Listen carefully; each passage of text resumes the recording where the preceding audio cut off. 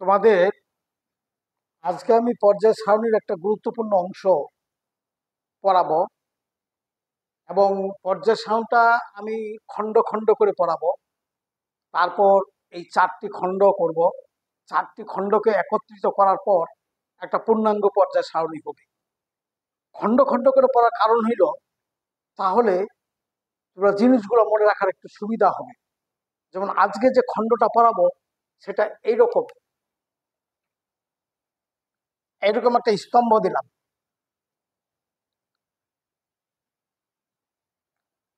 এই স্তম্ভটা 2 ভাগে বিভক্ত করলাম এবং 7টি অংশ করলাম।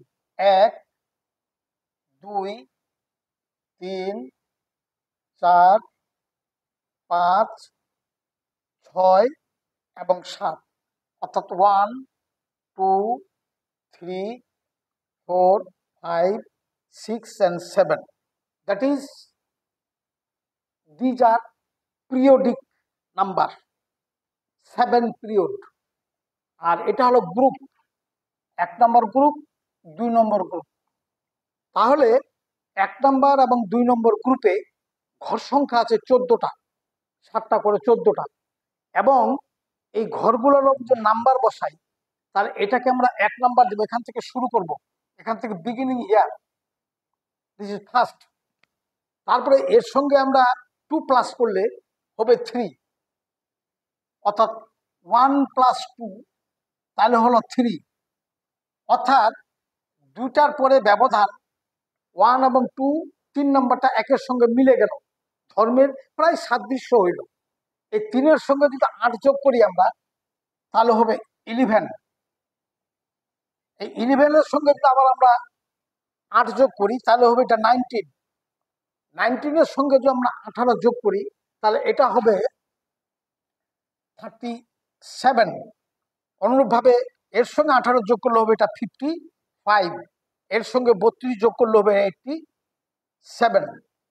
তাহলে বাকিটা এখানে 2, 4, 12, 20, 38, 56, 88। তাহলে এগুলো হলো যথাক্রমে পারমাণবিক সংখ্যা, অর্থাৎ তার প্রোটনের সংখ্যা। এবং এটা আমরা লিখলাম এইভাবে যে 1 নম্বর মৌলটার ধর্মের সঙ্গে 3 নম্বর মৌলটার ধর্মের কিছুটা সাদৃশ্য পাওয়া যাবে। অর্থাৎ তাদের কতগুলো ধর্ম, যেমন গলনাঙ্ক, স্ফুটনাঙ্ক, আয়নীকরণ শক্তি, তারপরে হলো ইলেকট্রন আসক্তি, তারপরে তাদের ঘনত্ব, এগুলো পর্যায়ক্রমে আবর্তিত হবে। অর্থাৎ একটা ধর্মের সঙ্গে 3-এরটা কিছুটা সাদৃশ্য পাওয়া যাবে। অনুরূপভাবে 8টার পরে 11, এই 8-এর এই 8 যোগ করলে 11টা, অর্থাৎ 7ম মৌলটা পর 8ম মৌলটা এই 11-এর সঙ্গে মিলে যাবে। অর্থাৎ এটার সঙ্গে এটা ধর্মের সাদৃশ্য পাওয়া যাবে। কোন ধর্ম? সেটা গলনাঙ্ক, স্ফুটনাঙ্ক, আয়নীকরণ শক্তি, এগুলো হলো periodic properties. This periodic properties are similar, that is the periodic properties of 3 atomic number elements is nearly same the 11 number of atomic number, 11 number atomic number of elements. অনুরূপভাবে 19, 37, 55, 87, অর্থাৎ তারপরে 8টার পরে তোমার 19, তারপরে 18টার পরে 18 যোগ করলে 19-এর সঙ্গে পাওয়া গেছে এটা 37, আবার 18 যোগ করলে পাওয়া যাচ্ছে তোমার 55, তারপরে 32 যোগ করলে পাওয়া যাচ্ছে 86। অর্থাৎ 8, 8 এবং 2, এইগুলো যথাক্রমে এই ব্যবধানে মৌলগুলোর পিরিয়ডিক প্রপার্টিজ গুলো প্রায় সাদৃশ্য দেখা যায়। এই জন্য এটার নাম হচ্ছে পিরিয়ডিক টেবিল। তারপরে মৌলগুলোর ভৌত এবং রাসায়নিক ধর্মাবলী, that is chemical and physical properties of the elements are periodically changed according to their atomic number. অর্থাৎ পর্যায় সংখ্যার, পারমাণবিক সংখ্যার সঙ্গে তাদের melting point, boiling point, size of the atom and their density and আয়নীকরণ ionization potential, electron effect, electron affinity. These periodic properties are similar এবং these are repeated 2, 8, 8, 18, 18, 32, 32 অর্থাৎ এই নাম্বারে ব্যবধানে তাদের এই পিরিয়ডিক প্রপার্টিসগুলো পুনরাবৃত্তি অর্থাৎ ইন্টারভেল অর্থাৎ পুনরাবৃত্তি ঘটে। অর্থাৎ তিনের যা পারমাণবিক মৌলটার পারমাণবিক সংখ্যা মৌলটির যে গণনাঙ্ক স্ফুটনাঙ্ক 11টার সঙ্গে কিছুটা সাদৃশ্য পাওয়া যায় তার ধর্মের ফিজিক্যাল অ্যান্ড কেমিক্যাল প্রপার্টিজ। আবার 11 নম্বর মৌলটি কেমিক্যাল অ্যান্ড ফিজিক্যাল প্রপার্টিজ যেটা পিরিয়ডিক যেগুলো প্রপার্টিজ অর্থাৎ ফিজিক্যাল অ্যান্ড কেমিক্যাল প্রপার্টিজ প্রায় মিল হয়ে যায় 19টার সঙ্গে। 19টার পিরিয়ডিক প্রপার্টিজগুলো মিল হয়ে যায় 37টার সঙ্গে। 37টা ঠিক অনুরূপভাবে 37টা মিলে যাচ্ছে 55টার সঙ্গে। 55 the atomic number of 55 number elements, paramagnetic atomic number elements are similar to their chemical and physical properties, similar to near about similar to 87. অর্থাৎ আমি বলতে চাচ্ছি 2, 8, 8, 18, 18, 30, 32 এই ব্যবধানে মৌলগুলোর কতগুলো পিরিয়ডিক প্রপার্টিজ একটা সাদৃশ্য দেখা যায়। ঠিক তেমনি আমরা এদিকেও ধর্মটা একই 2 নম্বর মৌলের সঙ্গে, তবে 1 এবং 2 এর একটু ব্যতিক্রম ধর্ম আছে, যদিও তাদের মিল আছে কিন্তু কিছুটা ফিজিক্যাল প্রপার্টিজ, যেমন 2 নম্বর মৌলটা এটা নিষ্ক্রিয় গ্যাসের সঙ্গে তার একটা মিল আছে, আবার গঠনের দিক দিয়ে তার এখানে স্থান, আবার ধর্মের দিক দিয়ে প্রায় নিষ্ক্রিয় গ্যাসের মতো তাদের ধর্মের মিল আছে, অর্থাৎ 18 নম্বর গ্রুপের সঙ্গে মিল আছে। এই জন্য তাকে অনেক সময় 18 নম্বর গ্রুপে কাউন্ট করা হয়। কিন্তু according to their electronic configuration similar to S block, অর্থাৎ এই দুটো হলো S block element. S block মৌল, এস ব্লক মৌল হলো 14টি, অর্থাৎ 14 number total S block elements are 14। তাহলে মৌলগুলো আমরা বসাই, তাহলে এটা হচ্ছে হাইড্রোজেন, 1 নাম্বার হাইড্রোজেন, তারপর এটা হচ্ছে লিথিয়াম, এবং এটা হচ্ছে সোডিয়াম, পটাশিয়াম, রুবিডিয়াম, তারপরে সিজিয়াম অ্যান্ড ফ্রান্সেনিয়াম। অনুরূপভাবে এদিকে হচ্ছে তোমার হিলিয়াম, তারপর এটা হচ্ছে বেরিলিয়াম, ম্যাগনেসিয়াম, এবং 20 atomic number is the calcium, তারপরে strontium, the atomic number of strontium is 38, এবং বেরিয়াম এবং radium, that is atomic number of barium is 56, that is its number of proton 56, number of proton 38, number of proton of calcium 20, number of proton of magnesium 12, number of proton of beryllium 4, এবং তাদের সাধারণ electron বিন্যাস, their general electronic configuration ns1 and ns2. It means that এটার মানে হলো their outermost orbitale number of electron is 1, that is its oxidation number, that is all group number elements containing in the group 1 their atomic carbon, that is the atomic, that oxidation number is +1, and এই group 2 atomic number যেগুলোর হচ্ছে 2, 4, 12, 20, 38, 56, 86, 88, these oxidation number +2, এবং তাদের general electronic configuration NS and NS2. NS1 means that the outermost orbital containing only one electron. NS2 means that the outermost orbital containing only 2 electrons, so that group number 1 elements are their oxidation number is +1, and group 2 their oxidation number, always oxidation number +2, +1 and +2 is the oxidation number of S block elements, that is 14 number of elements, their 7 number of elements, their oxidation number +1, and another 7 numbers of elements their oxidation number +2 except helium and hydrogen. Helium, their according to their structure, helium is 1s2, that is according to their electronic configuration it is living in 2 number groups and এটার গঠন হচ্ছে 1s1. Hydrogen may be +1, একটা electron যদি transfer করে from their outermost orbital then hydrogen cation, and অনেক সময় hydrogen may be attached 1 electron of its outermost orbital, then it will be hydride, and 2 atoms of hydrogen is diatomic, it is hydrogen gas H2. অর্থাৎ hydrogen যখন একটি electron transfer করে cation হয় proton, আর একটি electron অন্য সময় তারা গ্রহণ করতে পারে তখন হাইড্রাইড হয়। আবার দুটি হাইড্রোজেন একসঙ্গে মিলে কোনো হাইড্রোজেন গঠন করতে পারে।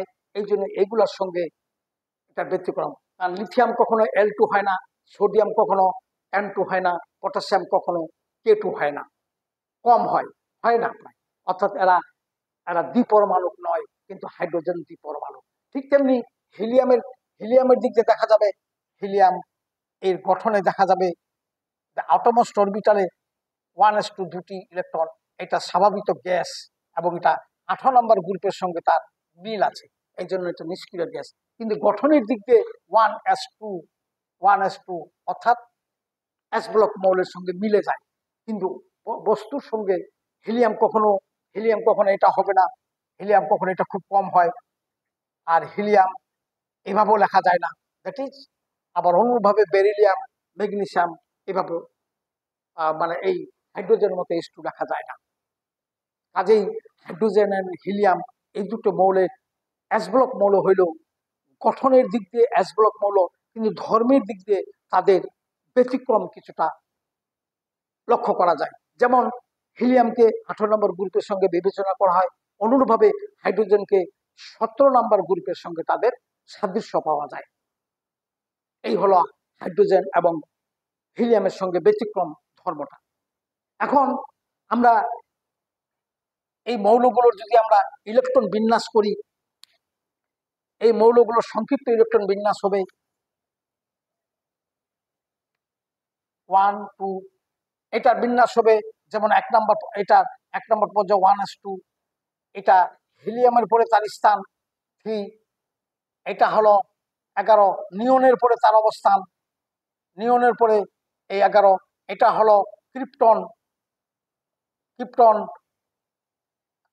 হিলিয়াম নিয়ন আর্গন, এটা আর্গনের পরে তার অবস্থান, এটা হলো তোমার ক্রিপ্টনের পরে তার অবস্থান 36, এটা হলো জ্যাননের পরে এটার অবস্থান 54, এটা হলো রেডনের পরে তার অবস্থান 86।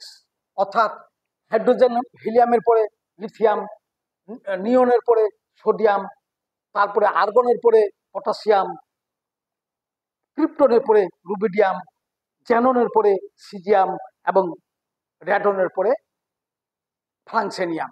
তাহলে আমরা গঠনটা বলতে পারি, যেহেতু 2 নম্বর এটা কখন, তাহলে আমরা 2s1 হিলিয়ামের গঠনের সঙ্গে এটা যোগ করলে আমাদের হয়ে যাবে লিথিয়ামের গঠন।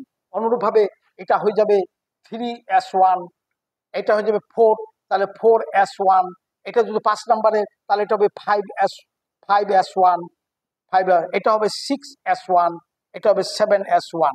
অর্থাৎ এটার জন্য গঠন মানে কি, রেডনের গঠন আমি যদি জানি তাহলে 7s1 দিলেই আমরা ফ্রান্সেনিয়ামের গঠনটা পেয়ে যাব। অনুরূপভাবে আমরা যদি হিলিয়ামের গঠন জানি তার সঙ্গে 2 নম্বর পর্যায়ে 2s1 দিলে লিথিয়ামের, আর এদিকে হচ্ছে অনুরূপভাবে এখানে একটা ইলেকট্রন বেশি করলেই এটা হয়ে যাবে, যেমন হিলিয়ামের গঠনের সঙ্গে 2s2 দিলে হয়ে যাবে বেরিলিয়ামের গঠন। অনুরূপভাবে এটার গঠন হচ্ছে নিয়নের গঠনের পরে এটা 3s2 দিলে হয়ে যাবে ম্যাগনেসিয়ামের গঠন। অনুরূপভাবে এটা হবে আর্গনের গঠনের পরে 18, আর্গনের গঠনের পরে 4s2 দিলে হয়ে যাবে ক্যালসিয়ামের গঠন।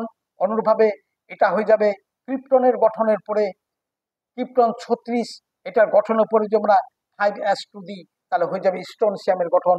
অনুরূপভাবে এটা হবে জ্যাননের গঠনের পরে, জ্যানোনের গঠন যদি আমরা পারি তাহলে 6s2 হয়ে যাবে তোমার বেরিলিয়ামের গঠন। এটা হচ্ছে রেডনের গঠন, রেডন 86 এর পরে 7s2 দিলে হয়ে যাবে ফ্রান্সিনিয়ামের গঠন। তাহলে এদের বহিস্থ কক্ষপথে আমরা যদি এই এই নিষ্ক্রিয় গ্যাসগুলোর গঠন জানতে পারি, তৎসঙ্গে আমরা তার পর্যায় সংখ্যাটা যদি জানি, তাহলে পটাশিয়াম, রুবিডিয়াম, সোডিয়াম, লিথিয়াম এদের গঠনগুলো আমরা ইলেকট্রন বিন্যাসটা আমরা অতি সহজে লিখতে পারবো। এই ধাতুগুলোর মধ্যে এরা সবাই হিলিয়াম এবং হাইড্রোজেন ব্যতীত এরা সবাই ধাতব পদার্থ।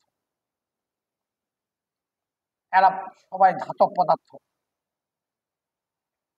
এবং এগুলো পানির সঙ্গে বিক্রিয়া করে তারা হাইড্রোক্সাইড উৎপন্ন করতে পারে। এই জন্য এরা ক্ষারীয়। 1 নম্বর মৌলগুলো ক্ষারীয়, শক্তিশালী ক্ষার উৎপন্ন করে। এবং 2 নম্বর মৌলগুলো calcium oxide, magnesium oxide, calcium carbonate, magnesium carbonate. এই উপাদানগুলো মাটিতে পাওয়া যায় বলে এদিকে বলা হয় অ্যালকালাইন আর্থ মেটাল। 2 নম্বর গ্রুপগুলোকে বলা হয়, 2 নম্বর গ্রুপের মৌলগুলোকে বলা হয় মৃৎ ক্ষার জাতীয় ক্ষারীয় মৌল, অর্থাৎ অ্যালকালাইন আর্থ মেটাল। আর 1 নম্বর গুলো হলো ক্ষারীয়, কারণ এরাও ক্ষারীয় মৌল। এরা পানির সঙ্গে তীব্রভাবে পানির সঙ্গে বিক্রিয়া করে না, কিন্তু এরা তীব্রভাবে পানির সঙ্গে বিক্রিয়া করে। এদের গলনাঙ্ক আস্তে আস্তে কমতে থাকে, এদের গলনাঙ্ক আস্তে নিচ থেকে কমতে থাকে। এদের মধ্যে লিথিয়াম এবং বেরিলিয়াম, এদের chloride, lithium chloride, lithium iodide, lithium bromide, এই মৌলগুলো পানিতে দ্রবণ। ঠিক তেমনি বেরিলিয়াম ক্লোরাইড, বেরিলিয়াম আয়োডাইড এবং বেরিলিয়াম ব্রোমাইড, এই উপাদানগুলো পানিতে দ্রবীভূত খুব কম হয়। কারণ লিথিয়াম এবং ব্রোমাইড এই দুটো মৌল আকার খুবই ছোট। এদের কক্ষপথ থেকে ইলেকট্রন বাহির করা খুব কষ্টকর ব্যাপার, অর্থাৎ এদের ধনাত্মক তৈরি করতে কষ্টকর ব্যাপার। এবং এরা অ্যানায়নকে, নেগেটিভকে বিকৃতি করতে পারে। এই জন্য এদের আয়নিক ধর্মের তুলনায় সমযোজী বন্ধন লিথিয়াম এবং বেরিলিয়ামের অধিক। এই জন্য এদের মধ্যে সমযোজী বৈশিষ্ট্য বেশি আছে। এই জন্য লিথিয়াম এবং বেরিলিয়ামের যৌগগুলো পানিতে কম দ্রবীভূত হয়। বাকিগুলো sodium hydroxide, potassium hydroxide, rubidium, এরা সবাই পানিতে দ্রবণীয়। এগুলো ব্যতিক্রম।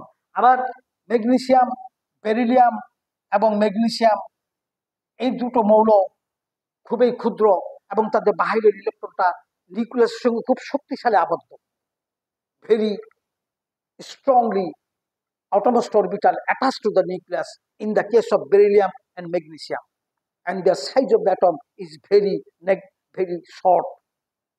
তাদের আকারটা খুবই অ্যাটমিক আকার, atomic size is very low, smaller, so that beryllium and magnesium cannot show the Plum test. অর্থাৎ এই দুটো মৌল শিখা পরীক্ষায় বর্ণ প্রদর্শন করতে পারে না।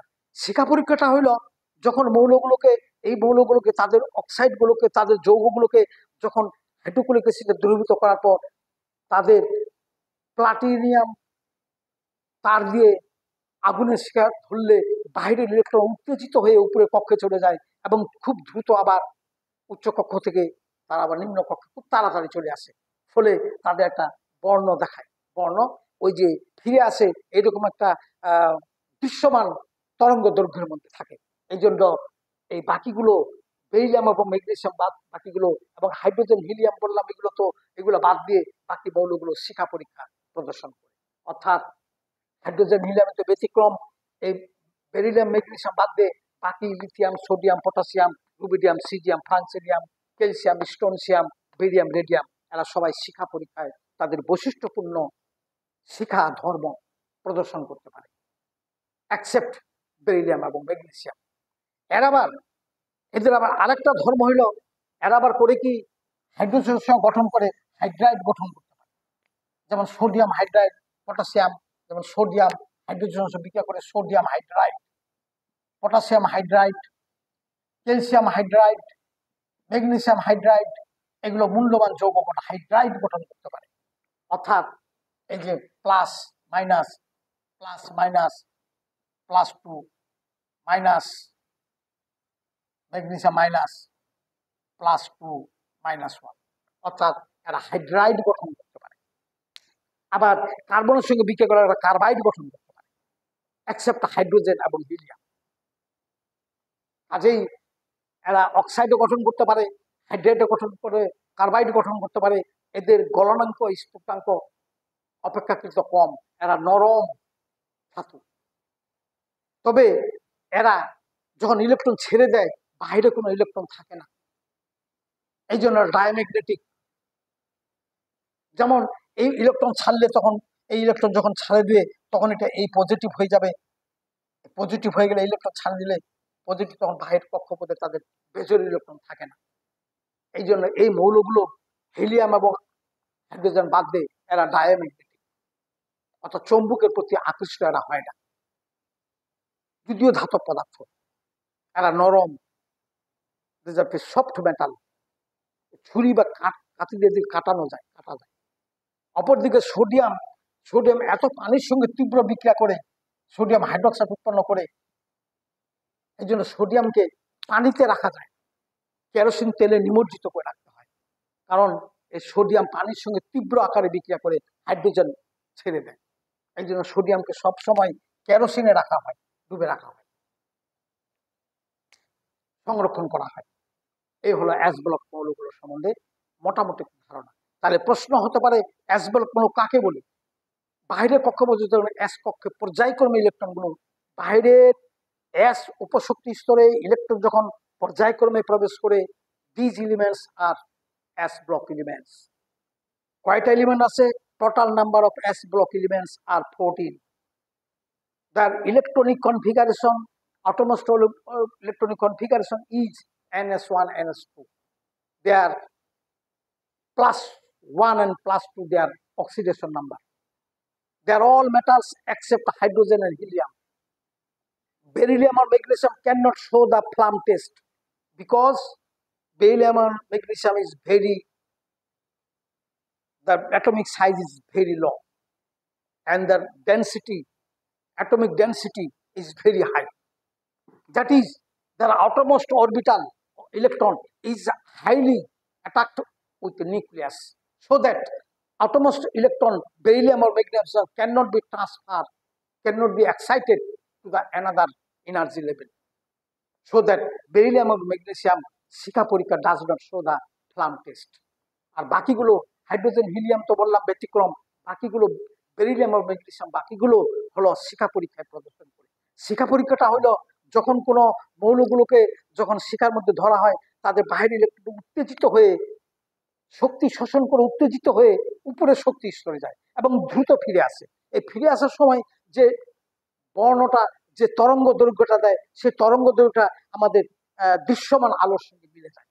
এই জন্য ম্যাগনেসিয়াম, বেরিলিয়াম, হাইড্রোজেন, হিলিয়াম এগুলো বাদ দিয়ে বাকিগুলো শিখা পরীক্ষা প্রদর্শন করে এবং তারা শক্তিশালী hydride, sodium hydride, potassium hydride, magnesium hydride, calcium hydride গঠন করতে পারে।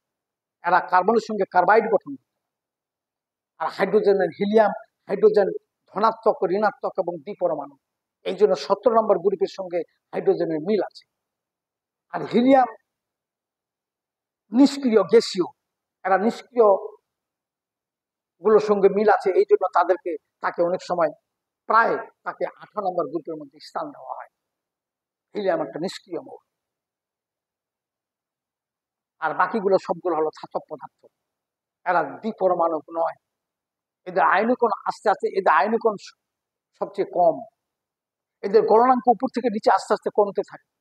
এরা নরম, ছুরি বা কাঁচি দিয়ে কাটানো যায়। এরা শক্তিশালী বিজারক পদার্থ, কারণ এরা বাইরে কক্ষপথে ইলেকট্রন ছাড়তে পারে, except helium and except helium.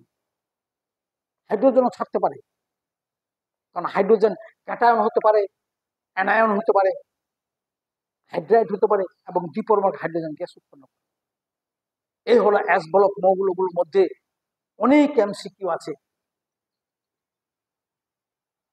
এই এমসিকিউ গুলো তোমরা যদি যত্ন করে ভালো করে এস ব্লক মৌলটা পড়ো, কমপক্ষে এখান থেকে 50টা এমসিকিউ তোমরা নিজেরাই তৈরি করতে পারো।